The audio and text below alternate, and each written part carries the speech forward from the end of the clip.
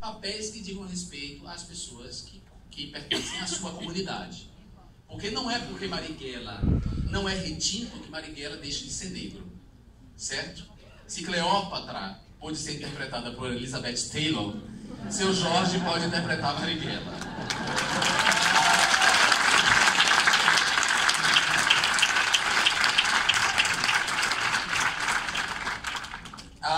As ameaças de morte, elas se tornaram mais graves depois do impeachment da Dilma e mais graves ainda depois da execução da Marielle. Só depois da execução da Marielle é que o presidente da Câmara, Rodrigo Maia, tomou a iniciativa de destacar uma escolta para me acompanhar no trabalho, do trabalho para casa e de casa para o trabalho, que incluía 3 seguranças e um carro blindado. Isso, se por um lado me protegia de ataques, por outro restringia bastante a minha vida, porque quem fazia essa escolta era a polícia legislativa. Então, no Brasil tem a polícia civil, as polícias civis e militares que são estaduais, a polícia federal, que trata das questões da federação, e há uma polícia específica do Congresso Nacional, que é a polícia legislativa, que tem um efetivo de mais ou menos 200 homens, e era essa polícia que fazia a minha escolta. E ela fazia escolta apenas para as minhas atividades parlamentares. O que quer dizer que, fora das atividades parlamentares, eu estava sem guarda, sem proteção. Isso me obrigava a viver num cárcere privado, a alterar completamente a minha rotina, a deixar de fazer coisas básicas que eu fazia antes, de ir para o supermercado sozinho, a ir para a boate dançar. Toda bicha gosta de boate. É verdade. Ou quase todas. Então, eu passei a viver numa espécie de cárcere privado. E, além disso, o macartismo tupiniquim construído pela extrema-direita, com a cumplicidade, a princípio, dos meios de comunicação, e aí a gente não pode deixar de fazer essa crítica aos meios de comunicação de massa no Brasil, que foram, sim, complacentes, muitas vezes coniventes com essa extrema-direita, contratando canalhas que assinavam colunas e se prestavam um papel sujo de mentir descaradamente sobre o PT e sobre a esquerda. O macartismo estimulado por essa gente começou a converter os espaços que eu frequentava, os espaços aonde eu ia, em espaços perigosos para mim, espaços onde eu era insultado, onde eu era ofendido e quase agredido fisicamente. Não era agredido fisicamente porque os seguranças impediam a agressão física. E tudo isso, não porque eu seja um deputado desonesto. Eu sou um deputado honesto, material e intelectualmente. Eu não acrescentei um centavo no meu patrimônio em 2 mandatos. Mantive uma vida de classe média, que foi o que eu sempre tive desde que eu fiz a mobilidade social e saí da extrema miséria em que eu nasci, para me tornar jornalista, por exemplo, antes programador de computador, sem apadrinhamento, sem que me desse oportunidades por ser meu pai, meu tio.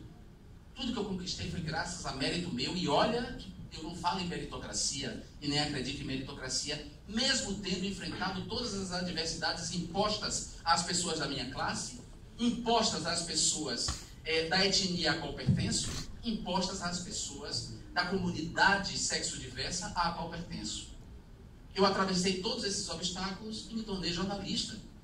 E tinha uma vida absolutamente de um homem de classe média.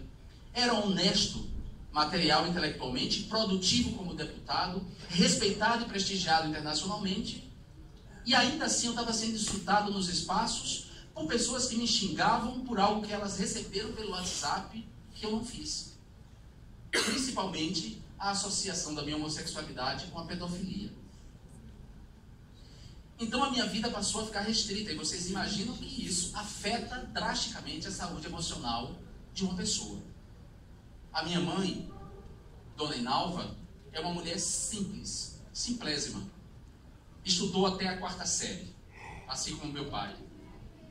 Era lavadeira de ganho, lavava de ganho. Vocês sabem o que é isso, lavar de ganho? É lavar roupa para as pessoas, passar no ferro de engomar, porque não havia energia elétrica na minha casa, e levar a roupa passada e limpa na casa das patroas, para ganhar uma miséria para que não morrêssemos de fome.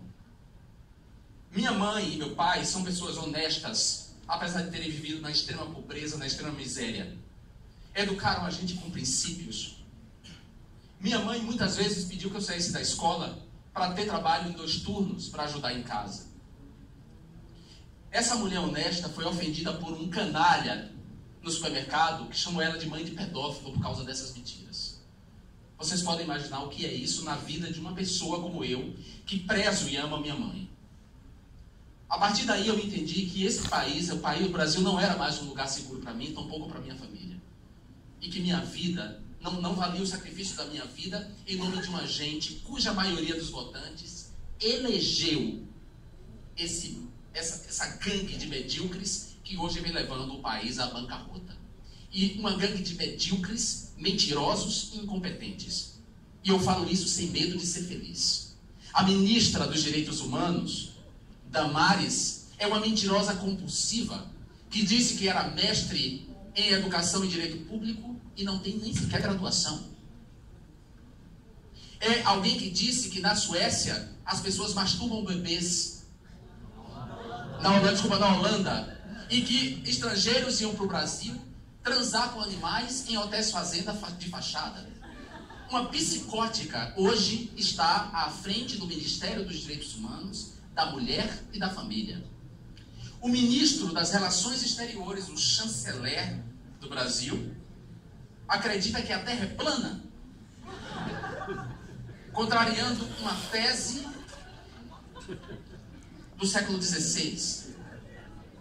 Acredita que o movimento LGBT é uma conspiração do marxismo cultural internacional para evitar o retorno do menino Jesus.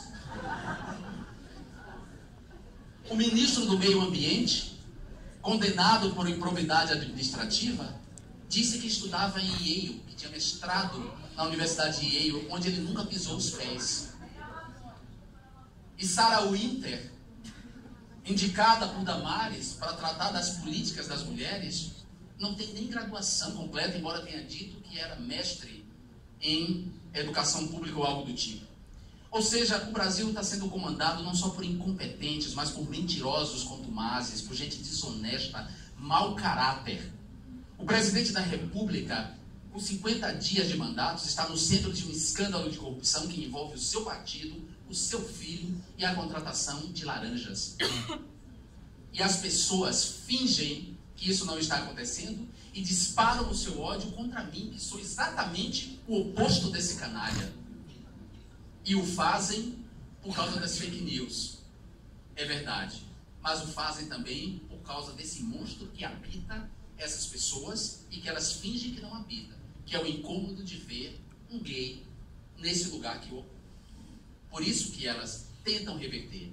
Por isso, mesmo um canalha português é capaz, que também tem um partido ligado a criminosos, é capaz de convocar meia dúzia de idiotas para dizer que eu não sou bem-vindo aqui. Essa é a moral dessa gente. Então vocês podem imaginar como a saúde emocional de uma pessoa pode ser afetada dessa maneira. Mas eu sou gay. A primeira vez que eu ouvi um insulto na minha vida eu tinha 6 anos de idade. Eu não sabia o que era ser viado. Mas eu entendi aos 6 anos que eu não deveria ser. A homofobia, ela se apresenta primeiramente na forma do insulto, da injúria, a injúria homofóbica. Se apresenta na forma de uma performance linguística. Desde 6 anos, portanto, eu percebo e sei que o mundo é meu inimigo. E aos 44 anos eu estou aqui. Eu sou um sobrevivente e eu sou um resistente. Então, não tem ataque, não tem difamação que possa me tirar de cena, que vá me tirar de cena. E mesmo quando nós somos tirados de cena,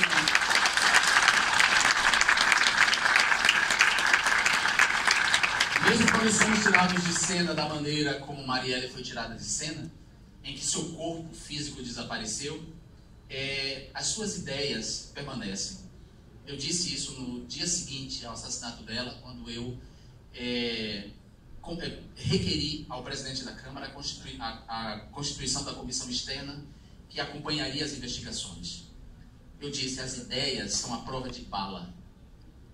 E ademais, como pisciano, como místico, como alguém que não conseguiu superar a marca indelével de Deus dentro de si, não do Deus judaico-cristão, da maneira como o judaico-cristianismo concebe Deus, mas Deus como essa relação com o sagrado. Ademais, eu que acredito dessa forma, penso que a morte não é o fim. Marielle, o assassinato de Marielle não significou o fim de Marielle. E eu vou dizer a vocês, quem vai derrubar essa canalha será Marielle. Será a memória dela e será a revelação de que há relações profundas entre quem hoje ocupa a presidência da República e os assassinos dessa mulher que tinha muito a dar para a humanidade. Marielle presente.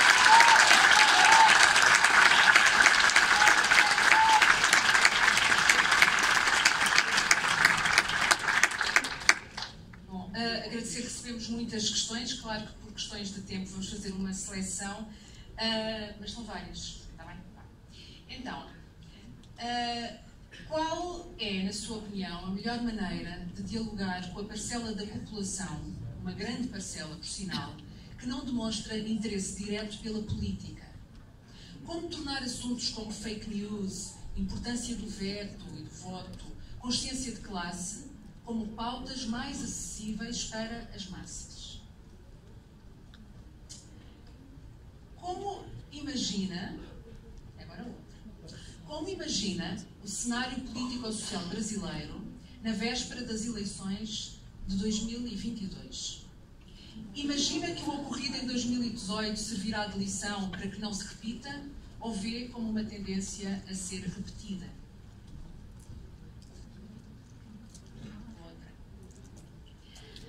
Falta união na esquerda brasileira para formar uma oposição organizada frente ao fascismo?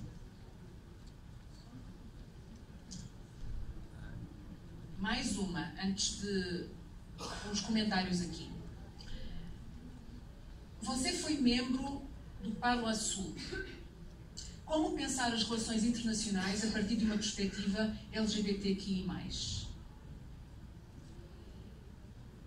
E depois, escrevo-lhe com uma mensagem de amor.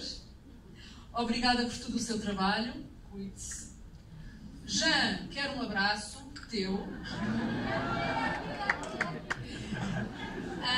E finalmente, mudar a estratégia de luta não é recuo. A resistência exige mudança de rumo para sobreviver e continuar a luta. Redirecionar a sua estratégia em tempos de fascismo, saindo do Congresso para continuar a luta, é redirecionar a sua luta por um mundo livre, justo e democrático. Não desista. Abraços.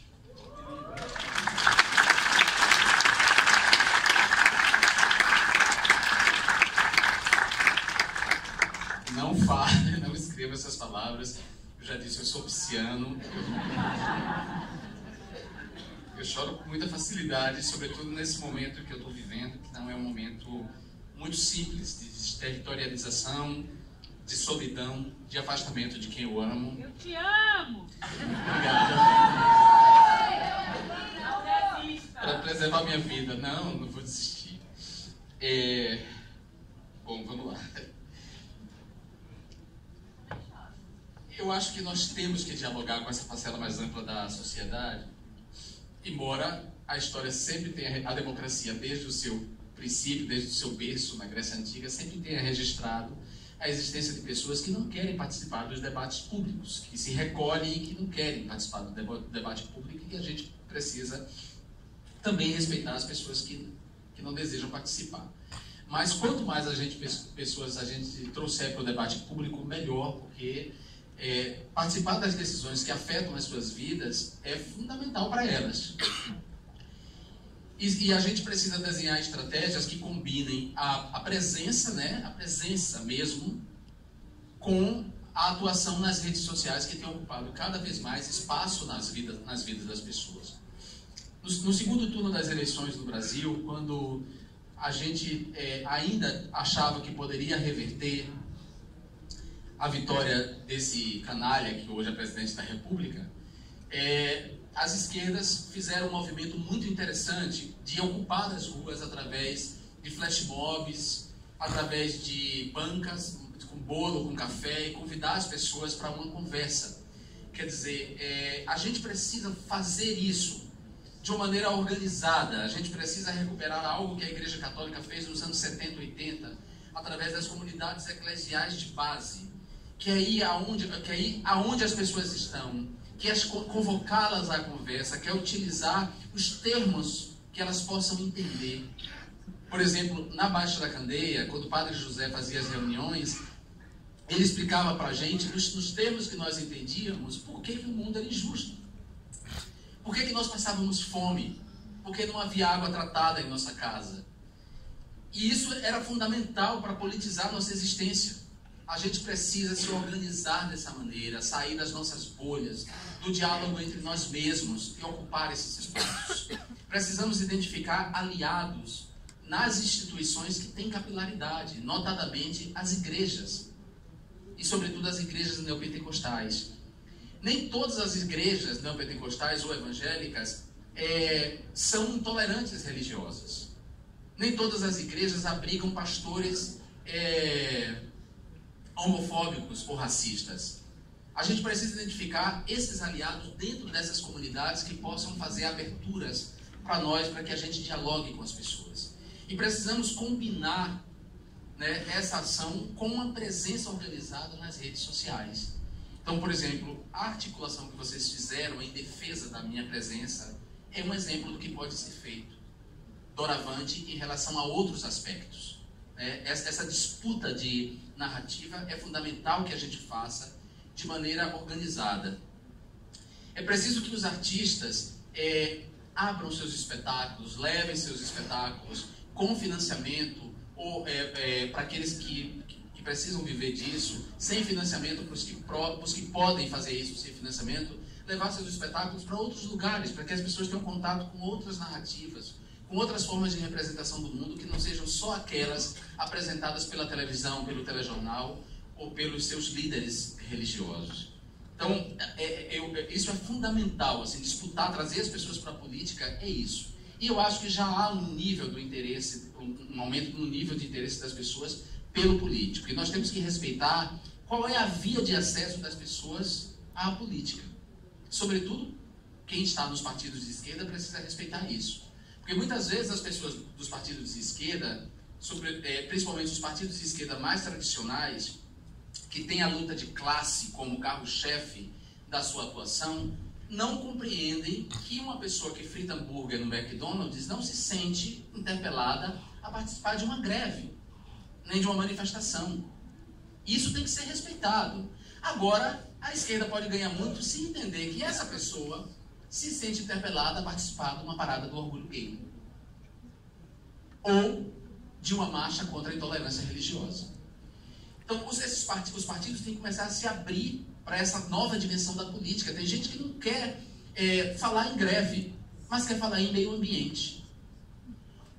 E a partir da questão ambiental, por exemplo, do destino da água, do destino das árvores, do plantio de hortas comunitárias, a gente pode trazer essas pessoas para nós e articulá-las com outras agendas que nos interessam.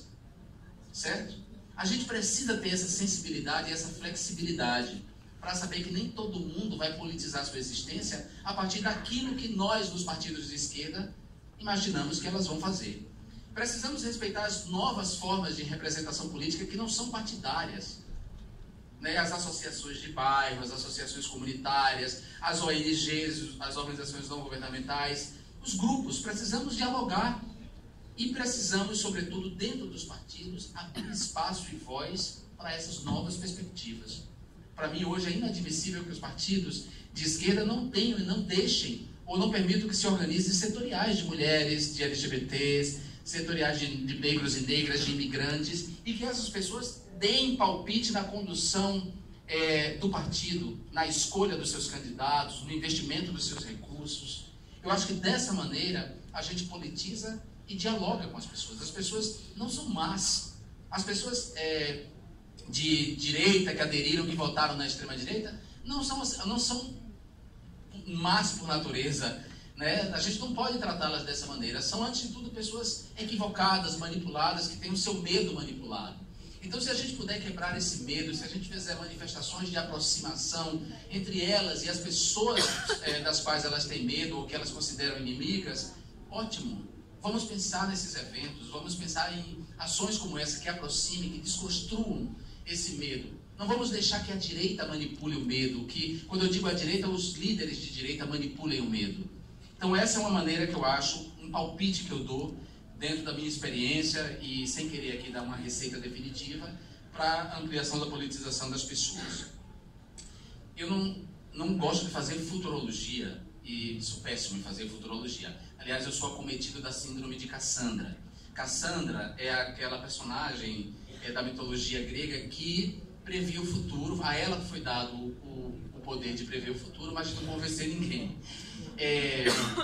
Exatamente, ela previu, por exemplo, a Guerra de Troia, tentou alertar todo mundo e ninguém dava Cassandra. No entanto, aconteceu a Guerra de Troia. O mesmo acontece comigo, assim. No meu livro, Tempo Bom, Tempo Ruim, publicado em 2015, há 2 artigos que são a previsão do que aconteceria, claríssima. Um chama-se Avalanche de Informação, botei o entre parênteses, Desinformação e Informação, em que eu falo desse papel das novas tecnologias da comunicação e da informação, e pego a metáfora do dilúvio trazida por Pierre Lévy, que é um filósofo francês que trabalha com as novas tecnologias, e falo de como seria por esse meio que a extrema-direita disputaria a hegemonia no Brasil. E o outro é sobre a extrema-direita em si e o seu discurso que vinha sendo tolerado e estimulado pela imprensa de massa, de que ela triunfaria e faria um presidente da República. Esse livro foi publicado em 2015, mas, enfim, como era um gay que estava falando, a síndrome de Cassandra baixou. Eu não sou bom de futurologia, mas eu posso dizer que eu não vejo ainda o melhor dos cenários nas próximas eleições. Acho que está acontecendo no Brasil algo muito perigoso. As autoridades civis são tão medíocres, desqualificadas, desonestas intelectuais, tão burras, que cada vez que uma delas cai, é substituída por um militar. Então, os militares estão constituindo um governo sem precisar ter colocado as armas nas ruas. Isso é preocupante. Isso é muito preocupante. Cada vez que uma autoridade civil desse governo desqualificado cai, para aplacar os ânimos, o presidente convoca mais um militar para ocupar o lugar dessa pessoa. Isso é muito sério porque está se constituindo uma junta militar para governar o país. E a gente sabe o que aconteceu em 64, quando os militares derrubaram o governo de João Goulart, com a promessa de que na eleição seguinte fariam eleições livres, e não fizeram, e permaneceram por 21 anos no governo.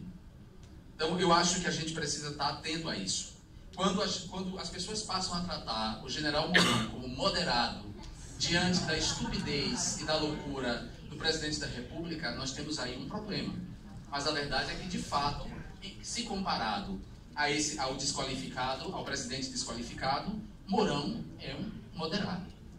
Quero aproveitar essa pergunta para dar um recado com muito respeito e muito carinho ao presidente de Portugal.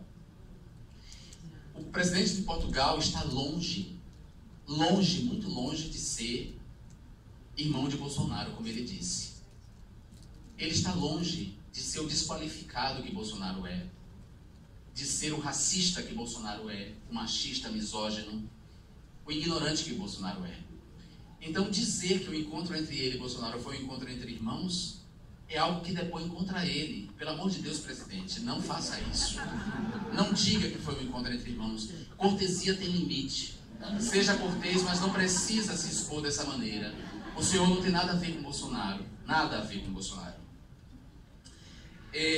Uma das características das esquerdas é justamente a sua dificuldade de união e de ação estratégica, né, conjunta, lamentavelmente. E quando eu falo das esquerdas, não falo só dos partidos de esquerda, mas dos próprios movimentos sociais. Vou dar um exemplo só para vocês. Daniela Mercury fez uma música chamada Pantera Negra Deusa. A partir do filme Pantera Negra, Daniela Mercury, que sempre teve uma relação com a herança cultural africana na Bahia, que sempre cantou essa herança cultural africana, mas que é branca, por ter feito Pantera Negra deusa, passou a ser acusada por setores do movimento negro de apropriação cultural e atacada de uma maneira violenta. A pergunta é: será que esse é o melhor método? Será que esse é o tom? Será que é Daniela Mercury realmente a inimiga do movimento negro no Brasil? Não. Nós estamos muitas vezes errando no método e no tom. É um apelo que eu faço aos movimentos identitários. A gente não pode errar no método e no tom. Nós podemos fazer críticas, sim, mas não podemos errar no método e no tom e afastar de nós aliados importantes. Precisamos identificar os nossos inimigos verdadeiros. Precisamos gastar a nossa energia com quem de fato é racista, com quem de fato é homofóbico, com quem de fato é machista. Setores do movimento feminista no Brasil decidiram atacar Gregório do Vivier porque ele apareceu na capa da revista Trip ao lado de outras mulheres com a camisa "Precisamos falar do aborto". Setores do feminismo decidiram acusar Gregório de roubo de protagonismo. Pelo amor de Deus, o aborto não é um problema só das mulheres. As mulheres não produzem filhos por geração espontânea. O aborto é também um problema de homens. E a gente precisa convocar os homens para a luta pela legalização do aborto. Nós precisamos convocar os homens para serem companheiros, aliados do feminismo, em que pese a impossibilidade intrínseca, ontológica, de um homem ser absolutamente feminista pela sua própria condição de homem. Mas não podem tratar nós, aliados do feminismo, como os inimigos. Gastar a energia com o Gregório do Vivier é deixar de atacar os machistas, de fato. Então a esquerda tem essa tradição e isso me incomoda muito. E eu, ao contrário dessa tradição, sempre busquei ser ponte na minha postura, né? Como parlamentar, no diálogo com diferentes movimentos sociais, no diálogo com diferentes organizações da sociedade civil, no meu diálogo com diferentes partidos de direita, de esquerda e até mesmo de centro-direita, como o PSDB. Dialoguei muitas vezes com o PSDB, com pessoas do PSDB que lutam contra a homo-lesbo-transfobia. Então, eu que quero ser ponte, a mim me incomoda essa insistência na desunião.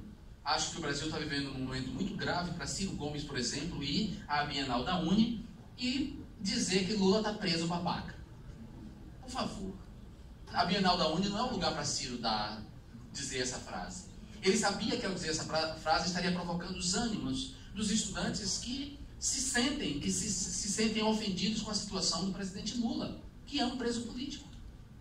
É um desrespeito à família de Lula. Então o Ciro Gomes não precisava fazer isso, mas faz para sobressair, para aparecer. Eu espero que a esquerda brasileira tenha maturidade, saia desse infantilismo e seja madura e compreenda o que está em jogo, né? Nós temos aí em curso uma reforma da Previdência que é um desastre, que vai provocar um genocídio. Não estou querendo banalizar a palavra, mas é verdade. Temos em curso um projeto de anticrime proposto pelo ex-juiz Moro, agora ministro da Justiça do governo Bolsonaro. Aliás, é sempre bom lembrar às pessoas que o juiz Moro foi aquele que prendeu Lula e que a prisão de Lula beneficiou Bolsonaro na eleição. Então é escandaloso que Moro tenha aceitado o convite para ser ministro da Justiça do cara que foi beneficiado pela sua ação de prender Lula como como candidato principal das intenções de voto. A proposta anticrime de Moro é um salvo-conduto ao uso das forças de segurança para exterminar pobres pretos nas periferias e para impedir as oposições no Brasil. Então o que está em jogo no Brasil é muito sério para as esquerdas ficarem perdendo tempo com ofensas na internet, para se ofender uns aos outros. E ademais a gente precisa prestar atenção, por exemplo, em questões que parecem detalhes, mas que não são. Durante o processo eleitoral, as fake news ofendiam Haddad, mas ofendiam muito mais Manuela Dávila. O alvo era Manuela Dávila. E Manuela Dávila era o alvo porque era mulher. Isso precisa ser levado em conta, certo? A gente não pode fazer tábula rasa sobre essas questões, que não são questões menores, certo? Bom, por fim, eu sempre trabalhei a questão LGBTQ numa perspectiva internacional, não só no Parlamento do Mercosul.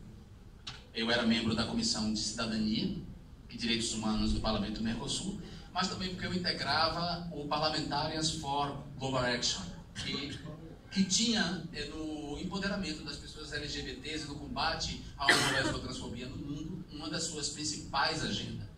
Essa sempre foi uma causa pensada nessa perspectiva internacional, até porque, como eu disse para vocês, ainda 67 países no mundo criminalizam a homossexualidade.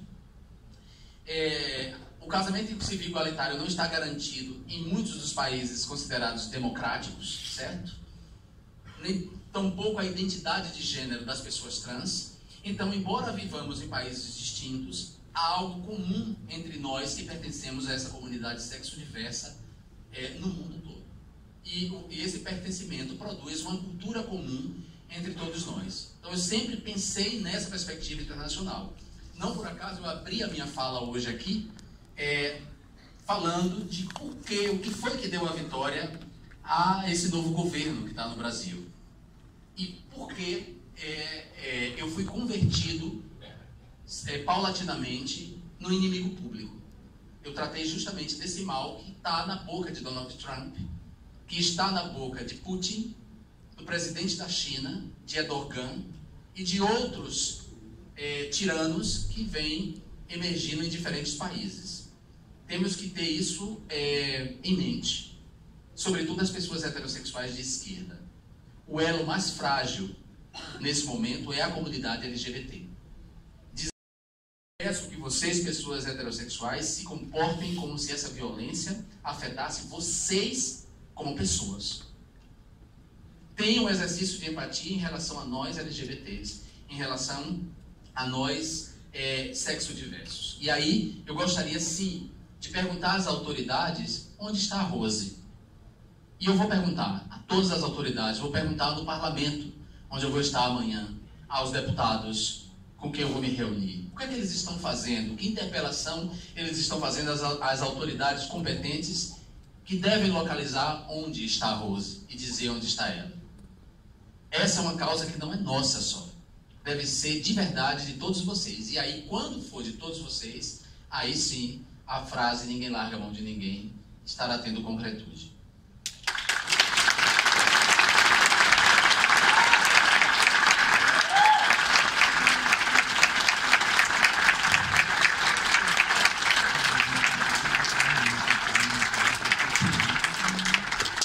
Os compromissos que os organizadores ainda têm em Lisboa, nós vamos terminar aqui. Foi uma jornada triunfal, já estamos todos muito felizes. Vamos daqui muito mais felizes, vamos daqui muito mais, com muito mais energia para continuarmos a lutar pela democracia, pela diversidade, pela igualdade e pela liberdade. Obrigado, tchau.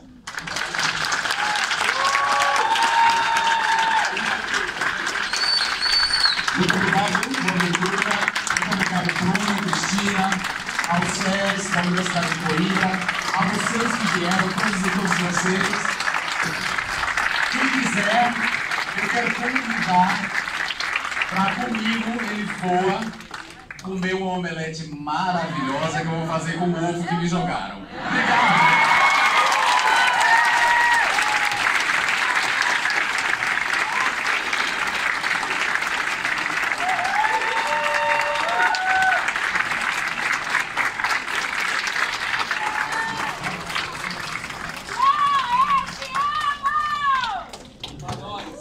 Cravo